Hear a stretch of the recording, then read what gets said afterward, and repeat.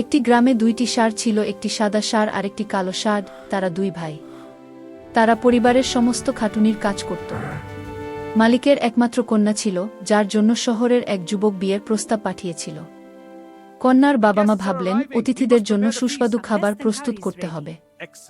এজন্য একটি শুকরের বাচ্চা মুনিকাকে বিশেষভাবে খাবার দেওয়া হচ্ছিল। এই দৃশ্যটি দেখে কালো ষাঁড়টা সাদা ষাঁড়টিকে বলল, আমরা দুজনই এই বাড়ির সব খাটুনির কাজ করি, অথচ আমাদের দেওয়া হয় শুধু ঘাস আর খড়।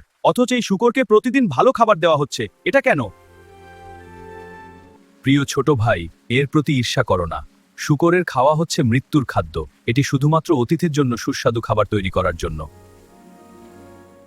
কিছুক্ষণ অপেক্ষা করো, অতিথিরা এলে দেখবে সেই শূকরকে হত্যা করা হবে এবং মাংসতে রূপান্তরিত করা হবে।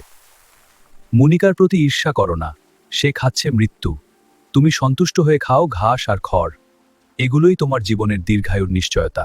অল্প সময়ের মধ্যে অতিথিরা গান বাজনা ঘোড়া গাড়ি নিয়ে উপস্থিত হল। মুনিকা মারা গিয়ে নানা রকমের খাবারে রূপান্তরিত হল। ছোট ভাই, তুমি কি দেখছো মুনিকার ফলাফল?